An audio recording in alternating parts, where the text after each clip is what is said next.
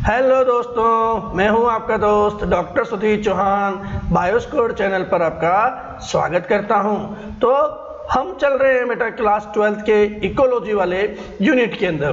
तो उस ecology unit का आज मैं चैप्टर लेके आया हूं बायोडाइवर्सिटी एंड कंजर्वेशन के बारे में। तो चलिए नीट रिवीजन सीरीज में पढ़ते हैं बायोडाइवर्सिटी एंड कंजर्वेशन की हमारी एनसीईआरटी क्या कहती है इसके बारे में। तो सबसे पहले बात करते हैं बेटा बायोडाइवर्सिटी। बायोडाइवर्सिटी पहले भी हम बात कर चुके हैं। बायोडाइवर्सिटी मतलब क्या है कि sum totals of diversity that exists at the level of biological organisation. यानी कि हम जो पहला चैप्टर पढ़ा था लिविंग वर्ल्ड, वहाँ भी बायोडाइवर्सिटी थी, यहाँ भी बायोडाइवर्सिटी। यानी कि हमारे इस जो हमारे अर्थ के अंदर जितने भी प्रकार के ऑर्गेनिजम्स प्रेजेंट्स हैं, है ना, वो सब ऑर्गेनिजम्स की स्पीसीज के बारे में बात करें तो वो डिफरेंट स्पीसीज क्या कहलाती है, हमारी बायोलॉजिकल डाइवर्सिटी कहलाती है। हमारे बायो यानी कि लाइफ, डाइवर्सिटी यानी डिफरेंट थिंग्स आपको जो प्रेजेंट्स हैं आपके।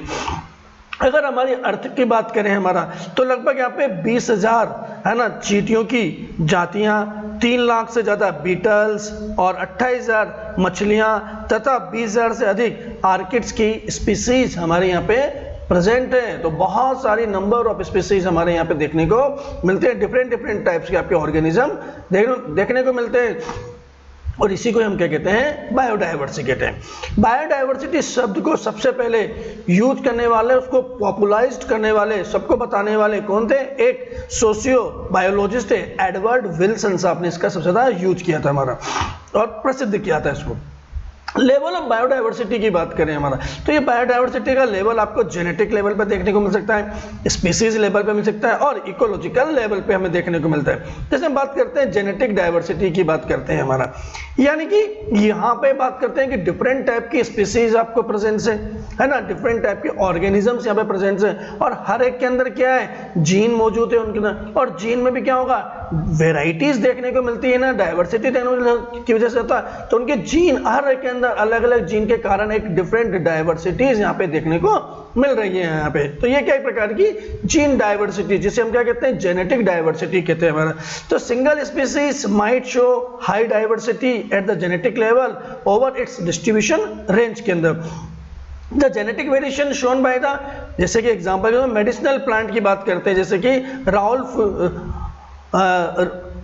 राउल्फिया वोमिटोरिया के बारे में बात करते हैं, growing in the different Himalayan regions के अंदर, रेंज के अंदर हमें देखने को मिलते हैं। इन भी टर्म ऑफ, अगर उसमें बात करें उसके अंदर, तो उसमें क्या चीजें हैं कि उनके जो डिफरेंट स्पीसीज है उसके अंदर क्या होता है, पोटेंशियल कंसंट्रेशन की जो बात करते हैं ऑफ द जो एक्टिव केमिकल है, जैसे कि रेसरपिन जो केमिकल निकलता है किसके द्वारा, हमारा राउल्फिया वोमिटेरिया के द्वारा, दैट इज उनके अंदर क्या होता है, डिफरेंट स्पीसीज के अंदर आपको ये इसकी पोटेंशियल कंसंट्रेशन आपको अलग अलग हमें देखने को मिलता है यहाँ पे।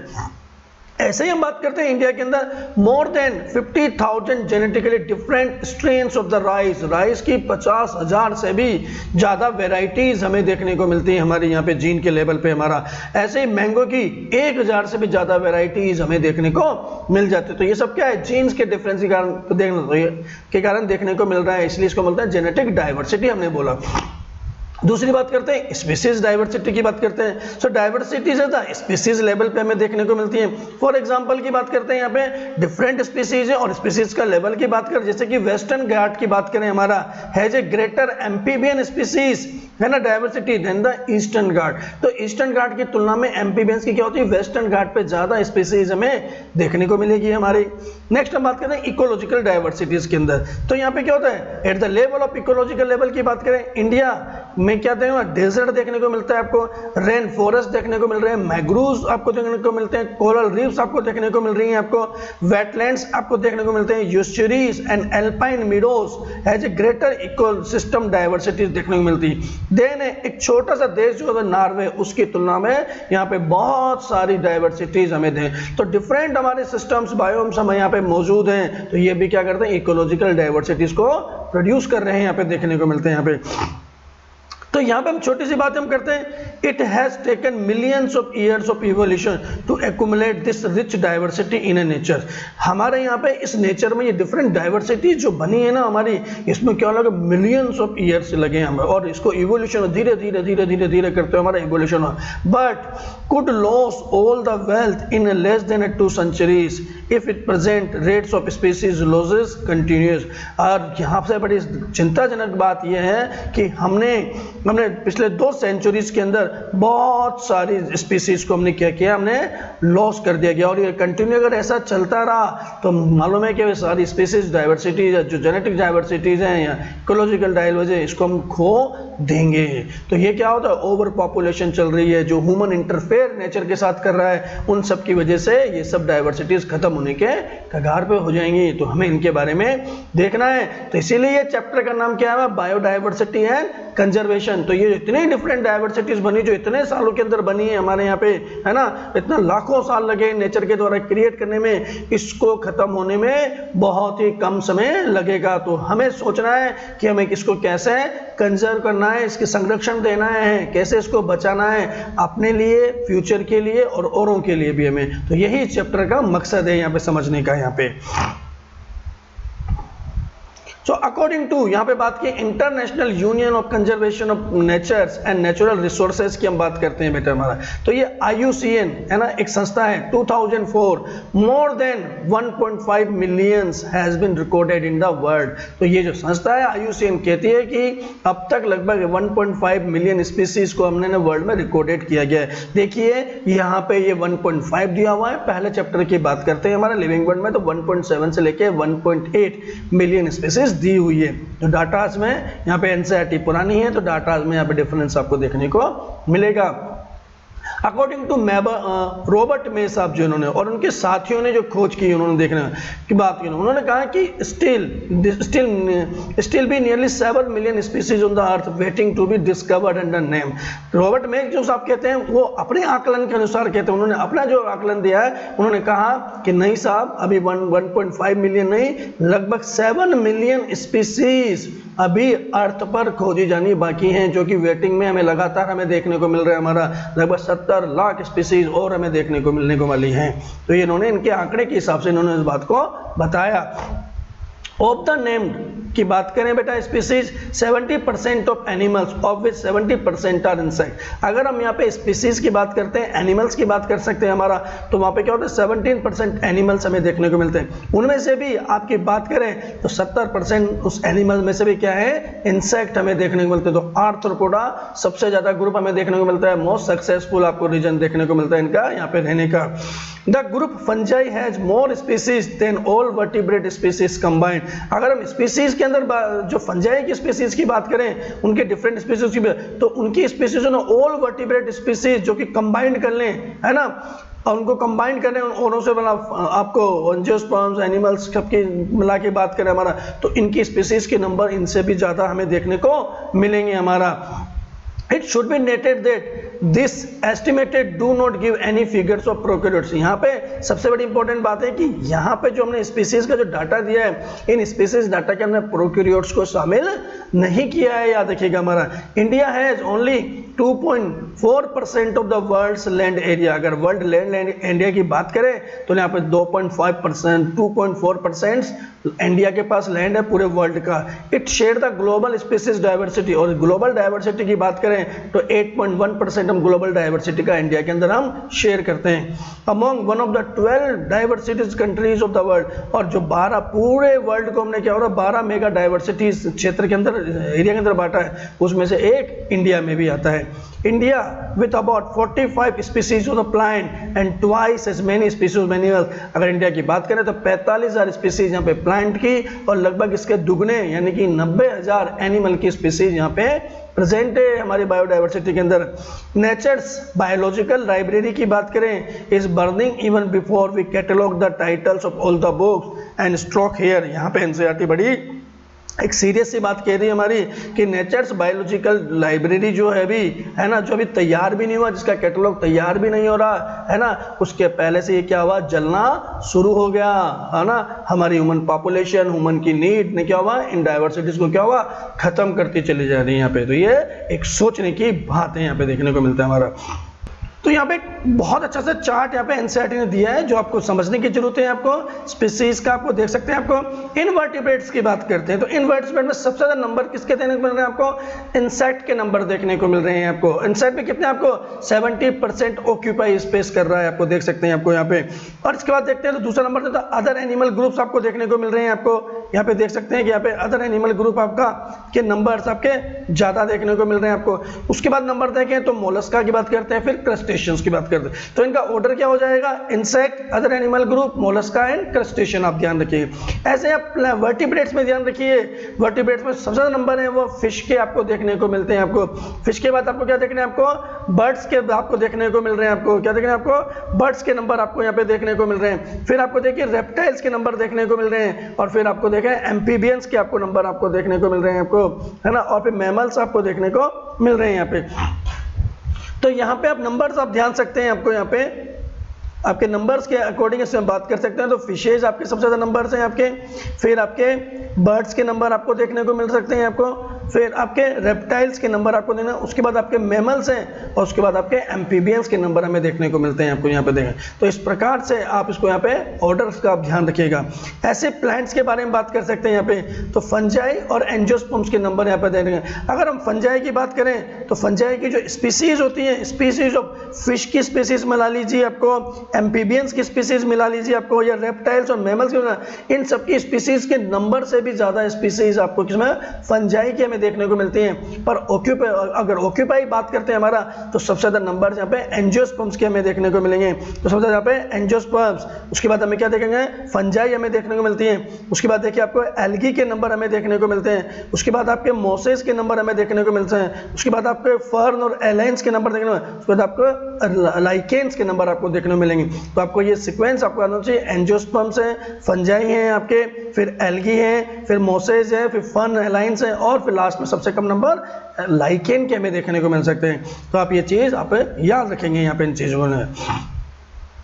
अगर हम यहाँ पे बात करते हैं पैटर्न्स ऑफ बायोडाइवर्सिटीज के बारे में बात करते हैं, किस प्रकार से हमें पैटर्न हमें देखने को मिलता है बायोडाइवर्सिटी का, तो इसको हम डिवाइड करते हैं दो भागों में। पहले बात करते हैं एक तो लैटिट्यूडनल ग्रेडियंट्स के बारे में बात करते हैं आपको। सो लैटिट्यूड्स क्या होते हैं, आपके अर्थ से जैसे आप पोल्स की तरफ जाते हैं तो आपको जो आपके लाइंस आपको देखने को मिलती है क्या हमें लैटिट्यूड्स कहलाती हैं आपकी। सो स्पीसीज डाइवर्सिटीज की बात करें हमारा decrease as we move away from the equator towards the poles. जैसे जैसे जैसे हम इक्वेटर से, हमारी भूमध्य रेखा से पोल्स की तरफ यानी सिरों की तरफ चलते चले जाएंगे, वैसे वैसे स्पीसीज क्या होगी हमारी, नंबर्स ऑफ डाइवर्सिटी आपकी कम देखने को मिलती है हमारी।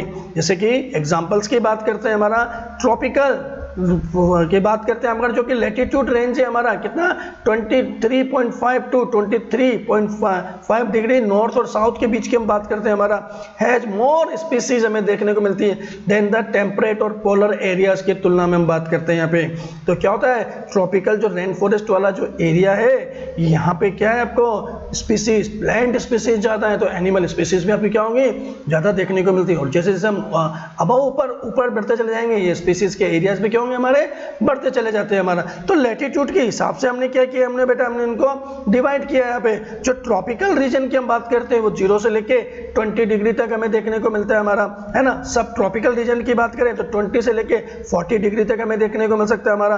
फिर टेम्परेट रीजन की बात करें तो 40 से लेके 60 डिग्री तक हमें देखने को मिल सकता है हमारा। और आर्कटिक की जो बात करते हैं हमारा, वो 60 से 80 डिग्री तक हमें देखने को मिल सकता है हमारा। तो आर्कटिक हमारा क्या, हमारा नॉर्थ वाले पार्ट को हमने क्या किया, नॉर्थ पोल को हमने आर्कटिक दे दिया, तो साउथ पोल वाले पार्ट को हमने अटलांटिक पार्ट हम दे देते हैं यहाँ पे। तो इस प्रकार से यहाँ पे जब जैसे जैसे आप बढ़ते जाएंगे इक्वेटर से रीजन्स के अकॉर्डिंग, जो ट्रॉपिकल के अकॉर्डिंग यानी अक्षांश के अकॉर्डिंग चलते जाएंगे, लैटिट्यूड के साथ चलते जाएंगे, तो यहाँ पे आपकी डाइवर्सिटीज भी आपको क्या होंगे, बदलते चले जाएंगे। क्योंकि यहाँ पे कंडीशंस जो होती है जीने के लिए क्या होती है, उतनी ही ज्यादा क्या होती है आपकी हार्ड होती चली जाएंगी, आपको इतना आसान नहीं रहेगा डाइवर्सिटीज कम हो जाएंगी, आपको शेल्टर्स कम मिलेंगे, फूड कम मिलेंगे, प्रोडक्टिविटी कम मिलेगी, इन सब के कारण में। तो यहाँ पे कुछ एनसीईआरटी ने एग्जांपल दिए हैं, जैसे कि आपको कोलंबिया की बात करते हैं, जो लोकेटेड नियर द इक्वेटर के पास लोकेटेड है। आप देख सकते हैं कोलंबिया जो एक देश है आपका, जहाँ पे क्या हमारे 1400 स्पीसीज ऑफ बर्ड्स आपको देखने को मिल रही हैं आपके।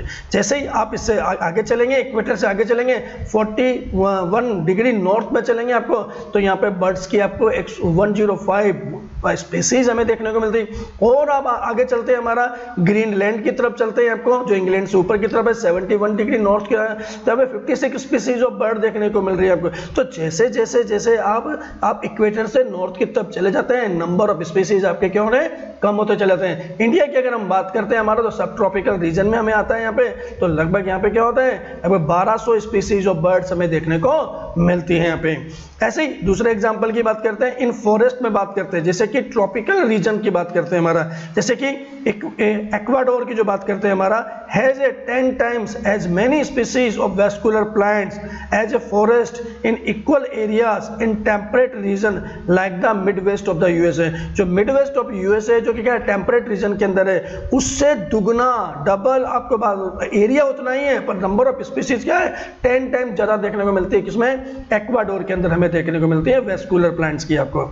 ऐसे ही आप अलग बात करते हैं, ट्रॉपिकल अमेजोन रेन फॉरेस्ट की बात कर रहे हैं आपको। जो ट्रॉपिकल अमेजोन रेन फॉरेस्ट है इन द साउथ अमेरिका के अंदर पास है, जो कि इक्वेटर के पास हमें देखने को मिलता है, has a greatest biodiversity on the अर्थ हमें देखना है। अमेजोन के जो रेन फॉरेस्ट होते हैं उनको क्या बोलते हैं, lungs of the heart beat बोलते हैं हमारा। अगर यहाँ पे हम बात करते हैं यहाँ पे, तो more than 40,000 species of plants आपको देखने को मिल रही है, 3,000 स्पीसीज आपको फिशेस की देखने को मिलती है, 1300 स्पीसीज ऑफ बर्ड्स की देखने को मिलती है, 427 स्पीसीज ऑफ मैमल्स हमें देखने को मिलती हैं, 427 से आपको एम्फीबियंस की देखने को मिलती है आपको, और 378 ऑफ रेप्टाइल्स की हमें देखने को मिलती हैं, एंड मोर देन 1,25,000 स्पीसीज जो है आपकी वो इनवर्टिब्रेट्स की देखने को मिलती है। और साइंटिस्ट यहाँ पे ये बात कह रहे हैं अभी कि estimate that these rain forest might be at least 2 million insect species अभी खोज करनी बाकी हैं। इतनी ज्यादा स्पीसीज वहां पे इंसेक्ट की आपको देखने को मिली, जिनके बारे में अभी तक हमें मालूम ही नहीं है, हमें मालूम करना है, देखना है हमें। तो इतनी ज्यादा ग्रेट रिच डाइवर्सिटीज हमें देखने को मिलती हैं अमेजोन के रेन फॉरेस्ट के अंदर, हमें देखने को मिलता है हमारा ट्रॉपिकल रेन फॉरेस्ट के अंदर। नेक्स्ट हम बात करते हैं species richness of the tropics is more.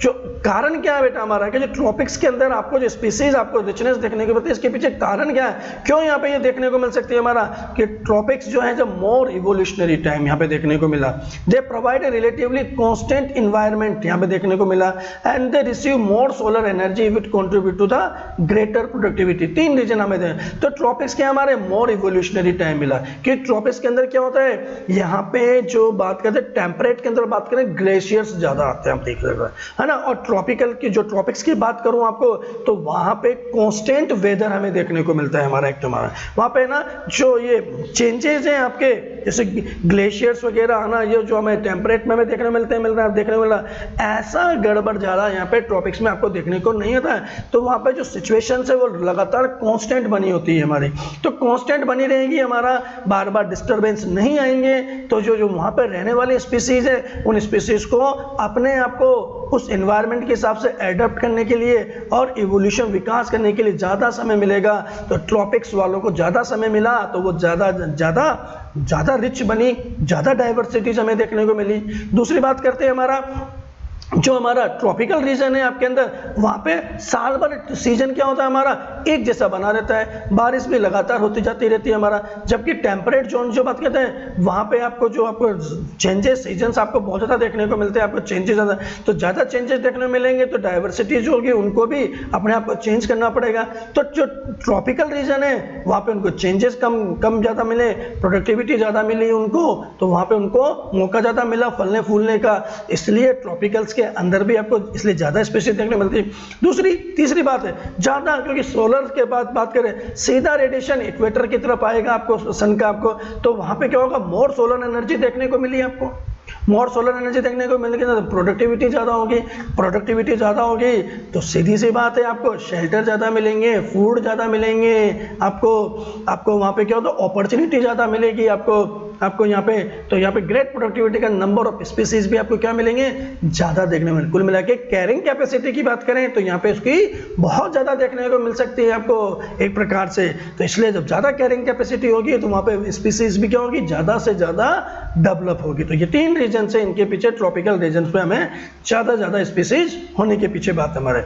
यहाँ पे बात करते हैं, दूसरी हम बात करते हैं आपका लैटिट्यूड की जो हमने बात की थी उसके स्पीसीज रिचनेस के साथ साथ, उसके अलावा दूसरे जो एरिया की बात करते हैं हमारा वो है स्पीसीज एरिया रिलेशनशिप के बारे में।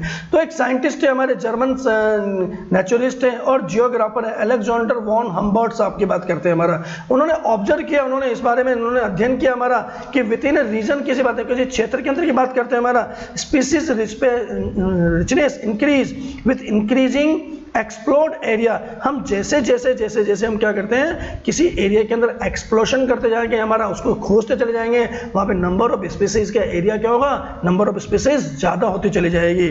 But only up to a time, up to a limit, एक कुछ समय तक ही हमें देखने को मिल सकता है।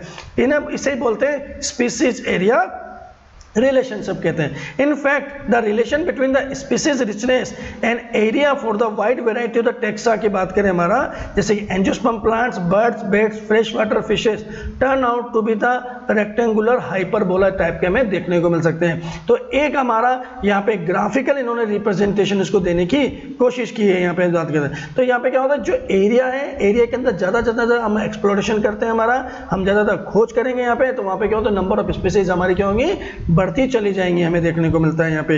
यहाँ पे इन्होंने एक सीधी सी बात की, हमारी सीधी सी बात की, तो इन्होंने ग्राफ के द्वारा इसको समझाने की कोशिश की है हमारे। इन्होंने कहा कि बताया कि सीमा तक किसी क्षेत्र की जातीय समृद्धि अन्वेषण क्षेत्र की सीमा बढ़ने के साथ साथ क्या तो हमारी बढ़ती चलती है। तो इन्होंने एक मैथमेटिकल यहाँ पे क्या होता है हमारा, ये एरिया को लॉग स्केल से इन्होंने क्या किया, एरिया को इन्होंने बात की यहाँ पे। और जो यहाँ पे जो स्लोप जा रहा है ये क्या होता है, स्पीसीज एरिया को बताया, नंबर ऑफ स्पीसीज हमारी बढ़ती चली जाती है हमारी। तो किसी भी क्षेत्र की जो बात करते हैं हमारा, यहाँ पे जो स्पीसीज एरिया रिलेशनशिप है, जो एरिया के साथ हमारी स्पीसीज का रिलेशन आपको बढ़ता है। और ये कैसा होता है ग्राफ, हाइपरबोला टाइप का हमें देखने को मिल रहा है यहाँ पे देखना। तो यहाँ पे इन्होंने बताया कि जो लॉग एस की बात करी इन्होंने, यहाँ पे जो log S equal to log C plus Z log A इन्होंने कहा, जहाँ पे एस का मतलब क्या बताया इन्होंने, स्पीसीज से बताया, स्पीसीज रिचनेस की बात करी यहाँ पे। ए यहाँ पे क्या हमारा एरिया को इन्होंने बताया, जेड क्या हमारा स्लोप ऑफ द लाइन को बताया, जेड क्या हमारा स्लोप ऑफ द लाइन को बताया, यहाँ पे बात कर सकते हैं हमारा विथ रिग्रेशन कोफिशिएंट के साथ बात करते हैं। और सी क्या हमारा वाई इंटरसेप्ट की हम बात करते हैं, यहाँ देखने को मिलते हैं। तो यहाँ पे इन्होंने डिफरेंट आर की जो वैल्यूज को उन्होंने अलग अलग यहाँ पे रखने की बात किया। जेड का जो मान क्या हमारा, जेड क्या है स्लोप ऑफ द लाइन की बात करते हैं हमारा, यहाँ पे ना जेड की वैल्यू अलग अलग जगह देखने को हमें मिलती है। यहाँ पे इन्होंने क्या कहा हमारा कि जो हमारे पारिस्थितिक वैज्ञानिक हैं, हमारे इकोलॉजिस्ट साइंटिस्ट है, छोटे क्षेत्रों को देखा, जैसे कि ब्रिटेन, कैलिफोर्निया या न्यूयॉर्क की बात करते हैं, तो इन्होंने जेड का जो वैल्यू बताया इन्होंने 0.1 से लेके 0.2 तक की, भले ही यहाँ पे जो टेक्सास है कुछ भी हमें देखने को मिले। ऐसे ही कुछ बड़े क्षेत्रों की बात करी, जैसे कि बड़े बड़े महाद्वीप के बारे में बात करें हमारा, यहाँ पे जो जेड का मान जो वैल्यू हमारा 0.6 से लेके 1.2 के रेंज के बीच में बताया इन्होंने, यहाँ पे देखने को मिलता है। ऐसे ही डिफरेंट जो हमारे महाद्वीप हैं उनके बारे में बात करें, जैसे कि जो हमारे जो हमारे टेम्परेट रीजन की बात करते हैं हमारे, है ना, ट्रॉपिकल रेन फॉरेस्ट की बात करते हैं, जहाँ पे फ्रूगीवोरस जो हमारे बर्ड्स की बात करें हमारा, या जो मैमल्स की बारे में बात करें, तो यहाँ पे जो उसका जो ढलान की बात करते हैं हमारा, जो स्लोप की बात करते हैं, वो क्या होता है 1.15 के आसपास पाया गया हमारा, देखने को मिलता है हमारा। तो यहाँ पे जो हमारी ऑब्लिक लाइन की हम बात कर रहे हैं हमारा, यानी जो स्टीपर स्लोप्स की बात करते हैं हमारा, का अर्थ है अधिक जातीय समृद्धि से मतलब होता है। यहाँ पे जितना ज़्यादा आपको स्लोप होगा उतनी ज़्यादा वहाँ पे स्पीसीज रिचनेस हमें देखने को मिलती है यहाँ पे। तो इस प्रकार से एक एरिया के अनुसार स्पीसीज का इन्होंने रिलेशन हमें बताने की कोशिश की है यहाँ पे। The importance of device species diversity to the ecosystem, क्या इंपॉर्टेंस हमें देखने को मिलता है हमारा।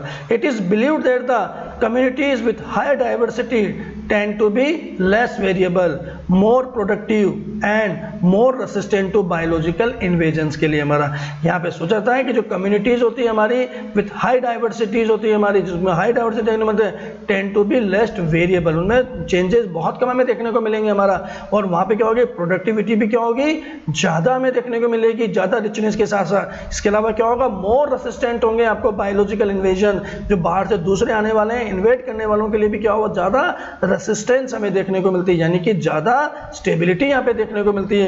इन दिस आउटडोर एक्सपेरिमेंट की बात करें, जैसे कि डेविड टिलमैन साहब की बात करते हैं, founded plot with more species show less year to year variation in the total biomass। तो जो डेविड टिलमैन ने क्या बड़े बड़े प्लॉट्स लिए, उन्होंने क्षेत्र को लिया, उसमें अध्ययन किया हमारा, और मोर स्पीसीज, ज़्यादा स्पीसीज होती है, शो लेस वेरिएशन, जो बड़े बड़े उन्होंने प्लॉट्स का अध्ययन किया, तो वहाँ पे क्या हुआ कि जो टोटल बायोमास के अंदर जो बात करते हैं हमारा, तो उनके अंदर स्पीसीज के अंदर क्या होती है, ईयर टू ईयर वेरिएशन की बात जो हमारा बहुत कम देखने को मिला, इन टोटल बायोमास के अंदर देखने को मिलता है हमारा, यानी कि ज़्यादा चेंजेस नहीं देखने को मिलते हैं वहाँ पे, आपको देखने को मिलते हैं टोस्ट बायोमास के अंदर, है ना, और बड़े बड़े प्लॉट में स्पीसीज के नंबर्स आपके बढ़ते चले जाएंगे आपके। उन्होंने कहा क्योंकि वो ज़्यादा स्टेबल्स हैं, क्या है हमारी, आपको मोर रेसिस्टेंट है बायोलॉजिकल इन्वेजन्स के लिए। Tilman found that the plot with more species show year less to less variation in total biomass. उन्होंने कहा कि जितना बड़ा प्लॉट होगा, जितना बड़ा क्षेत्र होगा, जितनी ज़्यादा स्पीसीज होगी, उनके अंदर वेरिएशन भी कम होगा बायोमास के अंदर। He also show that in experiment increase diversity contribute to the higher productivity, और जितनी ज़्यादा बायोडाइवर्सिटीज होगी वहाँ पे उसकी प्रोडक्टिविटी भी ज़्यादा देखने को मिलती है हमारा। ऐसे ही एक और बात इन्होंने यहाँ पे की, इकोसिस्टम्स की हमारी बात की। दूसरे साइंटिस्ट हमारा रिवेट प्रॉपर हाइपोथेसिस की बात की हमारा, was given to the Stanford ecologist Paul Ehrlich की बात करते हैं यहाँ पे। इन्होंने क्या किया, पूरे हमारे इकोसिस्टम्स की तुलना हमारी किससे की, एक एरोप्लेन से इसकी तुलना करी हमारे, कि जो हमारा इकोसिस्टम है हमारा वो एक प्रकार से क्या है, एक एरोप्लेन की तरह देखने को मिलता है हमारा यहाँ पे। तो यहाँ पे इन्होंने एक एक्सपेरिमेंट की बात करी, इन्होंने एक चीज़ को समझाने की कोशिश करी हमारी, कि हमारी स्पीसीज का हमारे लिए क्या महत्व है हमारा। उन्होंने कहा कि एक एरोप्लेन जो होता है, एक एरोप्लेन जो होता है उसमें लाखों रिबेट्स हमें देखने को मिलती है, उसको जोड़ने के लिए होती है छोटी छोटी कीलें लगती हैं, रिबेट्स लगती है हमारी, वहाँ पे बहुत सारी रिबेट्स आपके लगी होती है ना, और वही एरोप्लेन आपके उड़ रहा है वहाँ पे बात कहते हैं। अगर वहाँ पे पैसेंजर उसमें बैठता है जहाज के अंदर, और वो एक एक हर पैसेंजर अपने साथ क्या होता है, एक रिबेट को निकाल ले जाए, खोल के ले जाए आपको अपने साथ, तो धीरे धीरे क्या होगा, हमें एक दो रिबेट्स निकलेगी, उनसे तो कोई फर्क पड़ेगा नहीं आपको, तो हवाई जहाज को तो फर्क पड़ेगा नहीं इतना ज़्यादा, क्योंकि वो उड़ता रहेगा। पर धीरे धीरे अगर सभी जो हम अपने साथ जो पैसेंजर्स हैं वो क्या करें, रिबेट्स निकाल के लेने जाने लगे, तो धीरे धीरे सारी जैसे रिबेट्स निकलती चली जाएंगी, ऐसे ऐसे क्या होगा, वो एरोप्लेन भी क्या हो जाएगा, कमज़ोर होने लगेगा यहाँ पे लगेगा। पर यहाँ पे इन्होंने कहा कि अगर उसके आपके पंख की बात करें, आपके उसके विंग्स के बारे में बात करें, अगर आपने विंग्स की रिबेट्स को निकाल लिया, आपने क्या किया, विंग्स के रिबेट को निकाला, तो विंग्स ही वही होते हैं जो एरोप्लेन को क्या कर रहे हैं, उड़ाने में मदद कर रहे हैं, आपको हवा में रखा है हवा। अगर आपने क्या किया, उस रिबेट्स को निकाल लिया, विंग्स के रिबेट्स को निकाला, तो विंग्स के खराब होने से क्या होगा, पूरा इकोसिस्टम यानी जो एरोप्लेन है वो क्या होगा, हमारा क्रैश हो जाएगा हमारे बात करने में। तो यहाँ पे इन्होंने इसी एरोप्लेन के इसी मॉडल से अपने आप को यहाँ पे समझाने की कोशिश की कि जो एरोप्लेन है वो एक इकोसिस्टम के समान है, और यहाँ पे जो रिबेट्स है हमारी, वो क्या है कि स्पीसीज के खराब है, सबके समान है। जो एक रिबेट्स थी, लाखों स्पीसीज जो रिबेट्स लगी हुई है एरोप्लेन के अंदर, वो क्या है, हमारी एक स्पीसीज के समान बात करते हैं हमारा। और यहाँ पे जो रिबेट्स ऑफ विंग्स की बात करी, जो इंपॉर्टेंट विंग्स थी हमारी, जो विंग्स में जो लगी हुई हैं, उनको उन्होंने क्या किया, की स्पीसीज का नाम दिया उन्होंने, जो इंपॉर्टेंस होती है हमारी। और यहाँ पे फ्लाइट सेफ्टी की जो बात करी हमारी, वो कहते हैं proper functioning of the ecosystem से उन्होंने तुलना करी इसको, कि फ्लाइट सेफ्टी क्या होता है, प्रॉपर इकोसिस्टम चलना जरूरी है। तो यहाँ पे क्या क्या कि आपने एक एक करके आपने कुछ एक आध स्पीसीज को निकाला, तो उससे पूरे इकोसिस्टम को फर्क नहीं पड़ेगा। पर अगर आपने बहुत सारी स्पीसीज को यानी बहुत सारे रिबेट को तो निकाल लिया, तो टोटल फंक्शनिंग में क्या पड़ेगा, सबसे ज़्यादा फर्क पड़ता है, आपको देखने को मिलता है। और इसमें से भी बात करते हैं जो की स्टोन स्पीसीज है हमारी, यानी कि जो विंग्स की रिबेट रेट की बात करें, अगर आप उसको निकाल दोगे तो पूरा इकोसिस्टम से आपका क्या होगा, डैमेज हो जाएगा। यहाँ पे बात की तो ये इन्होंने इस बात रिवेट प्रॉपर हाइपोथेसिस इन्होंने यहाँ पे दी। इन्होंने यहाँ पे it is explain the importance of biodiversity for the ecosystem को समझाने की यहाँ पे बात करी। Through his hypothesis he tried to explain the importance of biodiversity in the ecosystems में इन्होंने समझाने की बात करी। हमारा ब्लूज की स्पीसीज की जो बात करें हमारी, दे ड्राइव मेजर इकोसिस्टम को जो चला रहे की species function is obviously more serious threat to the proper functioning of the ecosystem. तो इकोसिस्टम्स के लिए जो की स्पीसीज होती है हमारी, वो सबसे ज्यादा इंपॉर्टेंट हमें देखने को मिलती है हमारी। नेक्स्ट बात करते हैं लॉस ऑफ बायोडाइवर्सिटी, कि बायोडाइवर्सिटी का लॉस हो रहा है, कैसे हो रहा है। The colonization of the tropical Pacific island by the human is said to have led the extinction of more than 2000 species of the native birds। जैसे कि आपको colonization of tropical Pacific island की बात कर रहे हैं, एरिया एक जगह की बात कर रहे हैं जहाँ पे ह्यूमन ने क्या किया, आपको अपने वहाँ पे क्या हुआ, एरिया को कब्जा करना शुरू किया। वहाँ पे ह्यूमन ने हमने अपनी एक्टिविटी बढ़ाने लगी, जिसके कारण क्या हुआ, वहाँ पे लगभग बर्ड्स की जो वहाँ पे जो नेटिव बर्ड्स थी उनकी 2000 स्पीसीज क्या होगी, एक्सटेंशन के कगार पर चली गई। यहाँ पे IUCN ने रेड लिस्ट एक लागू की हमारी 2004 के अंदर, जो पुरानी लिस्ट है हमारा डॉक्यूमेंट क्या हुआ था, एक्सटेंशन ऑफ 784 स्पीसीज। IUCN ने एक रेड डाटा बुक आपको लागू करते हैं हमारा, जिसमें उन्होंने क्या होता है एक्सटेंशन स्पीसीज के बारे में बताए थे वहाँ पे। तो लगभग जो 2004 की जो बुक है उसमें उन्होंने कहा कि 784 स्पीसीज जो होती है अब तक क्या होती है, एक्सटेंशन में चली गई है हमारी, विलुप्त हो गई है। जिसमें क्या है 338 स्पीसीज वर्टिब्रेट्स की थी, 359 इनवर्टिब्रेट्स की थी और 87 स्पीसीज आपकी प्लांट की थी, और जो ये पिछले 500 सालों के अंदर ही विलुप्त हुई है देखने को मिलती है, एक्सटेंशन हमें देखने को मिला है यहाँ पे।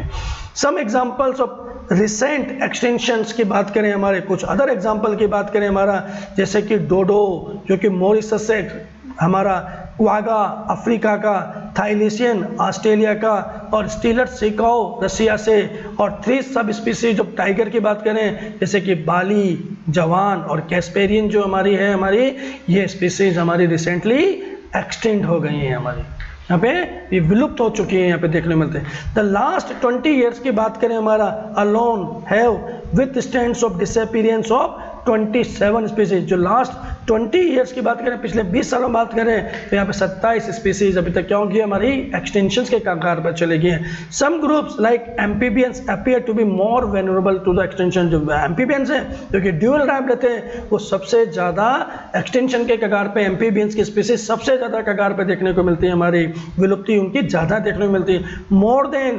15,500 species worldwide are facing the threat of extinction की बात करें, लगभग 15,500 स्पीसीज अभी भी ऐसी हैं हमारे IUCN के अनुसार जो अभी एक्सटेंशन के कगार पे हमें देखने को मिलती हैं। प्रेजेंटली अगर हम बात करें 12% ऑफ ऑल बर्ड स्पीसीज, इसमें से है ना बात करें हमारा, अगर यहाँ बात करें 23% मैमल्स स्पीसीज और 32% ऑल एम्फीबियन स्पीसीज और 31% ऑफ जिम्नोस्पर्म स्पीसीज जो है हमारी वर्ल्ड के अंदर क्या होता है, थ्रेट ऑफ एक्सटेंशन पे चली जा रही है हमारी, यहाँ पे विलुप्ति के कगार पे हमें देखने को मिलता है।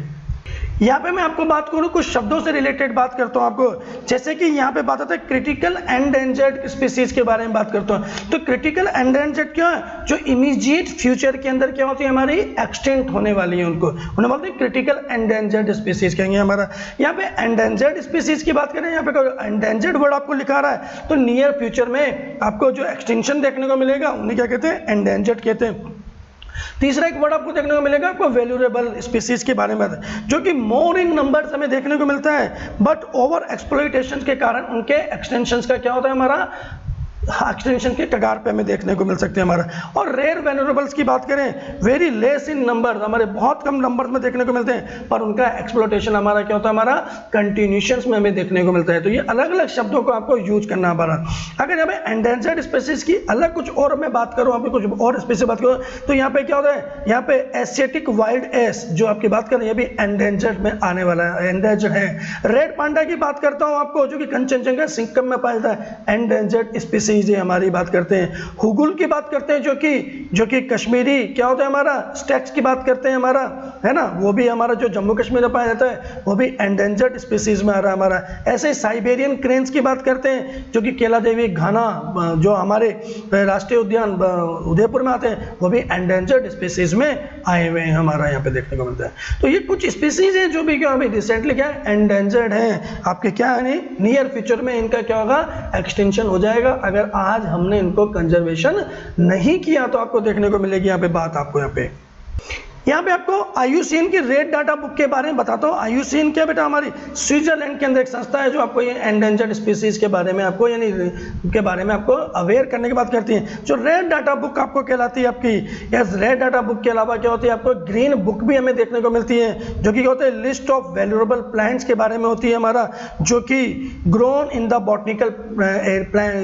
बॉटनिकल गार्डन्स में उगाए जाते हैं, उनकी लिस्ट को हम क्या बोलते हैं ग्रीन बुक बोलते हैं हमारा। जो रेड डाटा बुक है उसके क्या होते हैं डिफरेंट कलर के पेज हमें देखने को मिलते हैं। इसमें क्या होते हैं पिंक पेज भी हमें देखने को मिलते हैं। Pink page in red data book जो होते हैं हमारा ये क्रिटिकली एंडेंजर्ड स्पीसीज को बताते हैं यहाँ पे। इसमें अगर ग्रीन पेज की बात करूं हमारा जो रेड डाटा बुक के जो ग्रीन बुक है आपको ग्रीन पेज हमें जो देखने को मिलेगा वो हमें क्या बताता है जो नियरली एंडेंजर्ड है हमारा, जो क्या होता है हमारा एंडेंजर्ड है बट नाउ वो क्या हुआ हमारा रिकवर्ड हो गया, हमने हमारे प्रयासों से क्या हो गया उनको बचा लिया है, तो वो ग्रीन पेज में हमें देखने को मिलते हैं। इस प्रकार से आपको ग्रीन डाटा के बारे में हमें रेड डाटा बुक के बारे में हमें देखने को मिलता है। यहाँ पे आगे हम बात करते हैं लॉस ऑफ बायोडाइवर्सिटी इन्हें रीजन्स में लीड टू, अगर बायोडाइवर्सिटी लॉस हो गया तो क्या देखने को मिलेगा decline in the plant production, plant का क्या होगा प्रोडक्शन कम हो जाएगा हमें देखने को मिलता है। और हमें मालूम है कि पूरा इकोसिस्टम की जो शुरुआत होती है हमारी वो सब अल्टीमेटली कहीं ना कहीं चाहे हर्बीवोरस हो चाहे कार्निवोरस हो वो सब क्या होता है हमारे प्लांट्स में यानी ऑटोट्रॉफ्स पे ही डिपेंड्स हैं, आपको देखने को मिलते हैं हमारा, है ना। Lower the resistant to environment perturbation जैसे कि ड्रोट, हम क्या होता है सूखा जैसी स्थिति से क्या होंगे फिर परेशान होना शुरू हो जाएंगे। अगर प्लांट नहीं रहेंगे तो क्या होगा आपके सूखा पड़ेगा, आपको देखने को मिलता है। इंक्रीज वेरिएबिलिटी, है ना, variability in the certain ecosystem process such as plant productivity water use and pest and disease cycles, ये हमारे क्या होंगे यहाँ पे वेरिएबिलिटी आपको यानी कि चेंजेस हमें देखने को मिलेंगे सर्टेन इकोसिस्टम के, जैसे कि प्लांट की प्रोडक्टिविटी में वेरिएशन आ जाएगा, आपको वाटर यूजेस में हमें देखने को मिलेगा, पेस्ट एंड डिजीज साइकिल्स आपकी क्या होगी गड़बड़ा जाएगी, आपको देखने में। तो ये सब अल्टीमेटली क्या करेंगे हमारी ही स्पीशीज को, हम ह्यूमन जो उसको सबसे ज़्यादा रेस्पॉन्सिबल है, हम ही इसके पीछे अल्टीमेटली हम लोग ही क्या होंगे सदा सफ़र करने वाले हैं इन सब चीज़ों से। आपको कॉज ऑफ बायोडाइवर्सिटी लॉसेस के बारे में कि बायोडाइवर्सिटी लॉसेस का कारण क्या हमें देखने को मिलता है, तो यहाँ पे हम बात करते हैं देयर आर 4 मेजर कॉजेस के बारे में बात किया हमारा। तो पूरे डाइवर्सिटी लॉसेस को 4 मेजर कारण बताए गए जिन्हें बोलते हैं एविल क्वाड्रेट कहते हैं, याद रखना। यहाँ पे कई बार पूछा गया एग्जाम में एविल क्वाड्रेट, क्योंकि जो 4 कारण है जो कि जो रीजन्स है उनके बारे में बताता है हमारा बायोडाइवर्सिटी लॉसेस के अंदर। इसमें से पहला जो आता है हमारा हैबिटाट लॉस एंड फ्रेगमेंटेशन की बात करते हैं हमारा। तो मानो क्या है हमारा क्या होता है लगातार अपने आप को अपने कारखानों को बनाने के लिए, अपने डेवलपमेंट के नाम के रूप में अपना सड़कों का जाल बचाने के लिए, रेल का जाल बचाने के लिए लगातार क्या होता है जंगलों को काटता चला जा रहा है ना। और जब रोड निकलेगा किसी जंगल के बीच में तो जंगल क्या होगा 1 से 2 भागों में बढ़ जाएगा, तो वहां पे क्या होगा छोटे छोटे फ्रैगमेंट्स हमें देखने को मिलेंगे हमारा यहाँ पे। So there is a most important causes of driving animals and plant extinction का सबसे बड़ा कारण हमें देखने को मिलता है। The most dramatical example of habitat loss come from the tropical rain forest में हमें देखने को मिलता है हमारा।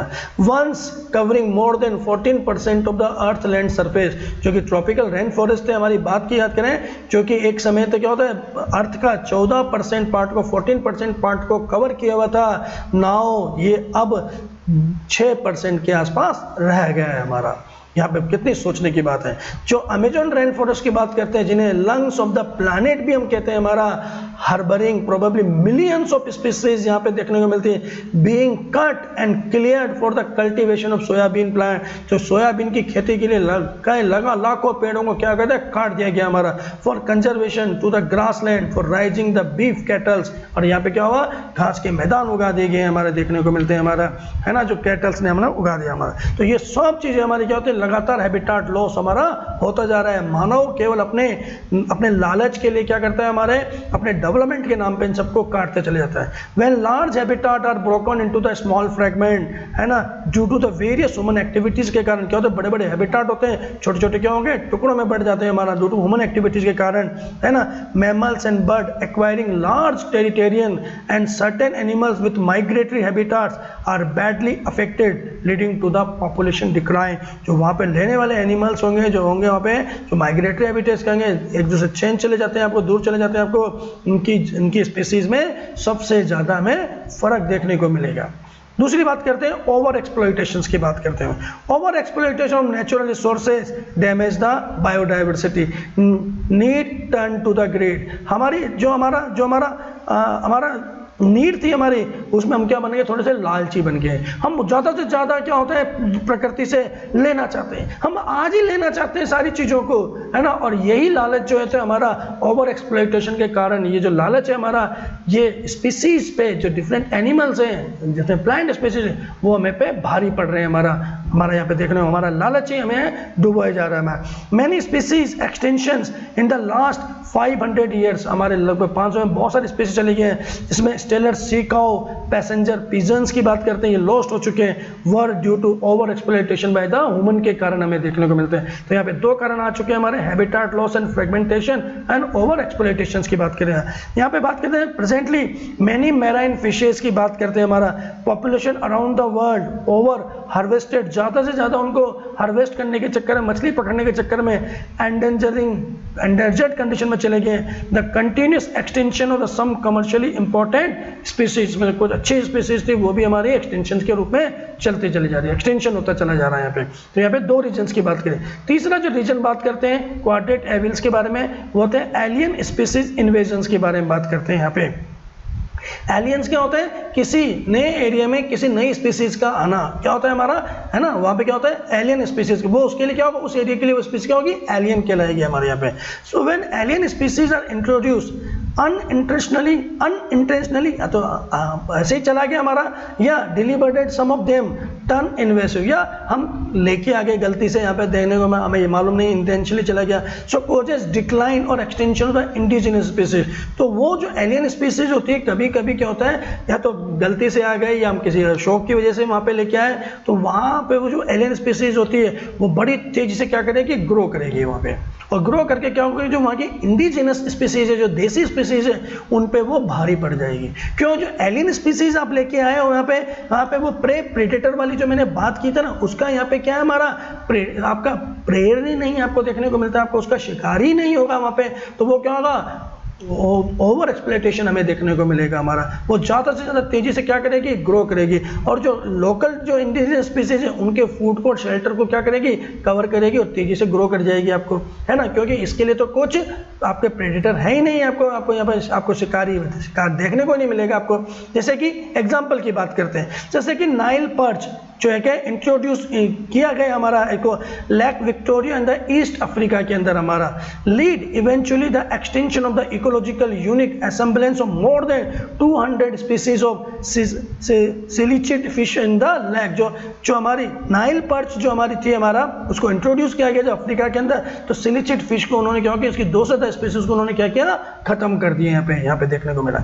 ऐसे इन्वेसिव वीट की बात करते हैं, जो कि इंडिया के अंदर भी एक बड़ी समस्या है। Species like the carrot grass की बात करते हैं, जो कि पार्थेनियम ग्रासेज हम बोलते हैं, हमारा कैरेट ग्रास बोलते हैं। अन्य लैंटाना की बात करें, या वाटर हाइकेंथ की बात करें, जलकुंभी जो बोलते हैं, हमारा Eichhornia are dangerous threat to the native species of India. हमारे नेटिव स्पीसीज के लिए क्या होते हैं, बड़े एंडेंजर्ड समझते हैं। ये तेजी से क्या होगी, हाइकेंथ हमारी जलकुंभी, आपको मालूम है हर तालाब के अंदर आपको फैल गई है, आपको देखने को मिलती है हमारे, आपको और जितना काटोगे उतनी फैलती है। तो इससे क्या हुआ, हमारे जो तालाब हो गए हमारे, वो क्या हुए, उनका जो उसके अंदर रहने वाले एनिमल्स है, उनके लिए क्या होगी, जिंदगी हमारी उनके लिए क्या होगी, परेशान हो गई, वहाँ पे देखने को मिलता है। पॉल्यूशन हमारा BOD बढ़ गया है, वहाँ पे देखने को मिलते हैं हमारा यहाँ पे।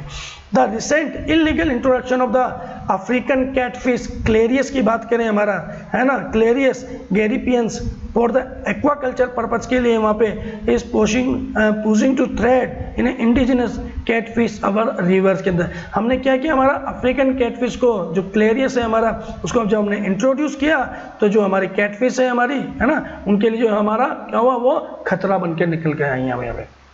लास्ट पॉइंट में बात करते हैं को एक्सटेंशन की बात करें, जो म्यूटेशन में हमने बात किया था हमने, है ना, को एक्सटेंशन की बात की थी हमारी, को इवोल्यूशन, को एक्सटेंशन, है ना, हम देखने को मिला था हमारा। When species become extinct the plant and animal species associated with it in an obligatory way में बिकम एक्सटेंट, हमें देखने को मिलता है हमारा। जब कोई स्पीसीज क्या होती है हमारी, एक्सटेंशन होता है, उसका विलुप्ति होती है, तो उसके साथ जो अटैच स्पीसीज होती है उनका भी क्या होता है हमारा, एक्सटेंशन हमें देखने को मिलता है। तो जो हमने म्यूचुअलिज्म में पढ़ा था हमारा, को इवोल्यूशन वहाँ पे देखने को मिला था हमारा, को एक्सटेंशन हमें देखने को मिला था हमारा, और को एक्सटेंशन के मतलब एग्जिट्स की बात की, एक्सटेंशन की बात की, वहाँ पे साथ रहेंगे साथ मरेंगे वाली जो कहानी थी ना, और साथ विकास करेंगे, ये सारी कहानी हमें देखने को मिलती है हमारे। तो एक स्पीसीज के खत्म होने से उसके साथ स्पीसीज भी खत्म हो जाती है। When a host fish species become extinct the unique assemblage of the parasite, जो बात है, also meet the same fate पे चले जाते हैं हमारा। जब कोई स्पीसीज आती है तो उसके पैरासाइट भी खत्म होते चले जाए, साथ चले जाएगी हमारे। Another example of this case is co evolve plant pollinator mutualism का जो एग्जांपल देखा था, which extension of our inversely lead to the extension of the other. जो वहाँ पे युक्का प्लांट की बात की थी, हमारा मौत की बात की थी, दोनों का क्या होता है हमारा, आपका साथ साथ हमारा क्या होता है, अगर युक्का प्लांट है तो वो उसका पोलिनेशन क्या होता है, मौत से ही हमें देखने को मिलता है, हमारा देखने को मिलता है।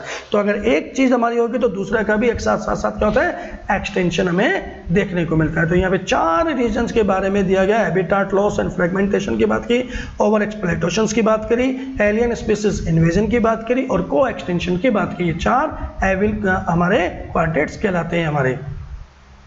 बायोडाइवर्सिटी कंजर्वेशन, अब हम बात करने हमें बायोडाइवर्सिटी कंजर्वेशन करना है, हमें यहाँ पे हमारी बायोडाइवर्सिटी को बचाना है, पर कैसे बचाना है, क्यों बचाना है, इसके बारे में बात करते हैं। The reason for the conserving biodiversity, क्यों बचाना है पहले बात करते हैं। कुछ बात करते हैं नैरो यूटिलाइजेशन के, यूटिलियरियन के बारे में बात करते हैं, ब्रॉडली यूटिलियरियन के बारे में बात करते हैं, और इथिकल इश्यूज के बारे में बात कर रहे हैं। पहले बात करते हैं नैरो यूटिलाइजेशन रीजन्स के बारे में बात करते हैं। It is refer to the those part of the of the diversity from which human derive direct effect. तो नैरो यूटिलाइजेशन के अंदर क्या होते हैं, वो इफेक्ट की बात कर रहे हैं जो कि डायरेक्ट बेनिफिट्स में आते हैं हमारे, जैसे कि ह्यूमन ड्राइव क्या करते हैं, काउंटरलेस डायरेक्ट इकोनॉमिकल बेनिफिट्स हमें देखने को मिलते हैं फ्रॉम द नेचर से, फूड के रूप में, जैसे कि सीरियल्स मिलते हैं, पल्सेस मिलेंगे, फ्रूट्स मिलेंगे, फायरवुड्स मिलेंगे, फाइबर्स मिलते हैं, कंस्ट्रक्शन मटेरियल्स मिलते हैं, इंडस्ट्रियल प्रोडक्ट मिलते हैं, जैसे कि tannin, lubrication, dyes, resin, perfumes, है ना, और अदर मेडिसिनल इंपॉर्टेंस के जो हमारे एल्कलॉइड्स हैं वो हमें डायरेक्टली हमें क्या होते हैं, प्लांट से हमें प्राप्त हो रहे हैं हमारा। यहाँ पे हम बात करें कि more than 25% of drug currently sold in the Indian market, जो in the market world wide जो पूरे विश्व में दवा बेची जा रही है, उनका 25% जो होता है ना, ये सीधा सीधा कहा जाता है प्लांट से ही प्राप्त होती है हमारी। यानी 25 species of plant contribute to the traditional medicine use by the native people around the world. और लगभग हमारे जो देसी चिकित्सा की बात करें हमारे, है ना, उनमें से लगभग 25,000 प्लांट स्पीसीज देसी चिकित्साओं में डायरेक्टली काम में ली जा रही है हमारी। तो कितनी बड़ा डायरेक्ट रोल है, आप देख सकते हैं इसके अंदर हम जो हमें बनाते हैं। विद इंक्रीजिंग रिसोर्सेज की बात करते हैं हमारा, put into the bio prospecting की बात करते हैं हमारा, बायो समृद्धि की बात करते हैं, याद करते हैं। तो exploring moleculars, genetic and species level diversity for the product of economical importance की बात हम यहाँ पे कर रहे हैं हमारा। So nations and words with rich biodiversity can expect to the reap enormous benefit. अगर कोई देश में जितना ज़्यादा बायोडाइवर्सिटी देखने को मिलेगी, उसके अंदर उतनी ही ज़्यादा बायो प्रॉस्पेरिटी हमें देखने को मिलेगी, आप देख सकते हैं यहाँ पे। नेक्स्टली बात करते हैं हमारा ब्रॉडली यूटिलाइटेरियन रीजन्स की बात करते हैं हमारे। ये इनडायरेक्ट बेनिफिट्स हैं जो हम देख नहीं पा रहे हैं हमारा। It refer to the general use of biodiversity की बात करते हैं। Biodiversity play major role in many ecosystem services that nature provided, जो कर रही है हम समझ नहीं पा रहे उसके अंदर। There are many indirect benefits हैं we receive through the ecosystem services such as, क्या होता है बायोडाइवर्सिटी, क्या होती है, पॉलिनेशन कराने में काम कर रहा है हमारा, पेस्ट कंट्रोल में काम कर रहा है हमारा, क्लाइमेट मॉडरेशन में काम करता है, फ्लड कंट्रोल में काम कर रहा है, जो हम समझ ही नहीं रहे इन चीज़ों को यहाँ पे, है ना, इनडायरेक्टली हमारा है। अगर हम पोलिनेशन कराने जाएं तो कितना पैसा खर्च होगा, आज हम बात करें हमारा यहाँ पे। The fast dwindling Amazon forest is estimated to produce through photosynthesis के अंदर 20% of total oxygen the earth. जो अमेजोन ड्रोवल की बात करते हैं उसका 20% ऑक्सीजन हमारा जो अमेजोन फॉरेस्ट के द्वारा ही हमें प्राप्त होती है। हमारी बात करें हमारा लास्ट बात करते हैं इथिकल इश्यूज की बात करते हैं, इथिकल रीजन की बात करते हैं। Every species N intrinsic value है हमारी, अपने देखने को मिलती है हमारी, even if it many not be the current any economic value. अगर यहाँ पे स्पीसीज की बात करें, हर की कुछ ना कुछ इकोनॉमिकल वैल्यू या इंट्रिंसिक वैल्यू हमें देखने को मिलती है हमारा। आज नहीं है तो आने वाले फ्यूचर में उसके बारे में जब भी हमें मालूम पड़ेगा तब उसकी वैल्यू हमें मालूम पड़ेगा हमें। व्हेन वी मोरल ड्यूटी, हमारी मोरल ड्यूटी है to care for their well beings and pass on our biological legacy in the good order for the future generation. तो आज हमारी मोरल ड्यूटी बनती है हमारी कि हम इसको फ्यूचर जनरेशन के लिए सहज के रखें, यहाँ पे उनको बताएं किस तरीके के प्लान्स होते थे, किस तरह की चीज़ें। तो हमारी मोरल ड्यूटी है कि आज हम उनके लिए आने वाले फ्यूचर्स के लिए क्या करें, हमारा बचा के रखें, यहाँ पे देखने को रखें यहाँ पे। तो ये हमारा बायोडाइवर्सिटी को बचाने के लिए बात है हमारा। अब बायोडाइवर्सिटी बचाने के तरीके क्या है हमारा। सो बायोडाइवर्सिटी कंजर्वेशन को हमने दो भागों में बांट किया हमारा। एक तो इन सिटू मेथड्स की बात करते हैं और दूसरा एक्स सिटू मेथड की बात करते हैं। इन सिटू कंजर्वेशन की बात करते हैं हमारा। द एंडेंजर्ड स्पीसीज जो हमारी हैं, जो नियर फ्यूचर में खत्म होने वाली है हमारी, are the protected in their natural habitat. वो जहाँ हैं उनको वहीं पे ही क्या कर दो, सुरक्षित कर दो, वहीं पे ही उसी एरिया को क्या करो, प्रोटेक्टेड कर दो। तो ये क्या कहलाएगा, इन सिटू कंजर्वेशन कहलाता है। So that the entire ecosystem is protected in situ conservation, तो पूरा एरिया ही प्रोटेक्टेड चल जाएगा। रिसेंटली अगर बात करें 34 biodiversity hotspots in the world has been proposed for intensive conservation effect के अंदर। अगर पूरे वर्ल्ड की बात करें तो 34 बायोडाइवर्सिटी हॉटस्पॉट्स को बनाया गया है। बायोडाइवर्सिटी हॉटस्पॉट्स क्या है हमारा, region with very high level of species richness. Hotspot क्या हमारे, जहाँ पे high level of species richness हमें देखने को मिलती है और high degree of the endemism हमें देखने को मिलती है। ऐसे स्पीसीज जो नियर फ्यूचर में हमारी खत्म होने वाली हैं, उन सबको वहाँ पे सुरक्षित रखा जाता है हमारा। ऑफ दीज 3, इनमें से जो बात करें 34 में से 3 हमारे इंडिया में देखने को मिलती है, जैसे कि वेस्टर्न घाट जो श्रीलंका को कवर करती हुई है, हिमालयन रीजन की बात करते हैं और इंडो ब्रह्मा की बात करते हैं हमारा। तो ये 3 है जो ग्रेट हॉट बायोडाइवर्सिटी में इंडिया में मौजूद है। Cover India rich biodiversity region को कवर कर रही है। All the biodiversity hotspots put together cover less than 2% of the earth. अगर इतनी बायोडाइवर्सिटी है, इसके बावजूद भी हॉटस्पॉट बनाए जो पूरे अर्थ की सरफेस का केवल 2% लैंड एरिया को ही कवर कर रहा है। सबसे बड़ी बात है the number of species that collectively harbor is extremely high and strict protection of these hotspots could reduce the ongoing mass extinction by almost 30%। हमने ये हॉटस्पॉट जब से बनाए लगभग हमने 30% स्पीसीज को बचा लिया है एंडेंजर्ड होने से यहाँ पे अभी तक हमारा।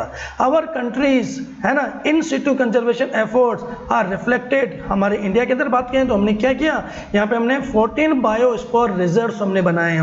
हमने 90 यानी 90 नेशनल पार्क्स बनाए हैं, 480 वाइल्ड सेंचुरीज बनाए और मैनी सेक्रेड ग्रूव्स यानी पवित्र उपवन को तैयार किया है। यहाँ पे स्केटेड ग्रूव की बात करें यानी पवित्र उपवन की बात करें हमारा, तो ये क्या होता है हमारा, लार्ज है ना, यहाँ पे क्या होता है, large of the forest where the tree and the wildlife within were respect and given total protections are found. जैसे कि पवित्र उपवन क्या, जो आदिवासी लोग होते हैं ना, वो क्या होते हैं, जंगल में ही रहते हैं। तो हमने क्या किया, उन आदिवासियों को कहा कि आप जंगल में ही रहिए और इसी की आप रक्षा कीजिए। तो वो क्या हुआ, एक पवित्र उपवन की तरह बनने वाला है। तो इसमें कुछ एग्जाम्पल की बात करें, जैसे कि इसमें से खासी और जैंतिया हिल्स इन मेघालय में देखने को मिलता है, अरावली हिल्स इन राजस्थान में देखने को मिलता है, वेस्टर्न घाट रीजन इन कर्नाटका में देखने को मिलता है, महाराष्ट्र में देखने को मिलता है, एंड सुरगाजा चंद्रा यहाँ पे देखने को मिलता है हमारा, and bustards area of the Madhya Pradesh में। In Meghalaya the sacred groves are the last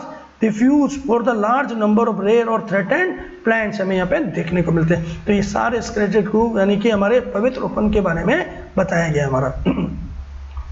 next हम बात करते हैं यहाँ पे एक्स सिटू कंजर्वेशन की बात करते हैं। तो एक्स सिटू कंजर्वेशन क्या होता है, आपको जो स्पीसीज उसको वहाँ से ले जाकर किसी दूसरे नए स्थान पर जाके उसको रखना और उसको ह्यूमन इंटरफेरेंस में रखना, ह्यूमन केयर में रखना, क्या कहलाता है, एक्स सिटू कंजर्वेशन कहलाता है हमारा। Ex situ conservation, threatened animals and plant are taken out for their natural habitat से हटा के and place in special settings where they can protected and given special care. तो ऐसे एरिया में रखना जहाँ पे स्पेशल प्रोटेक्टेड एरिया होते हैं हमारे और प्लेस होते हैं, वहाँ पे उनको रखा जाता है हमारा।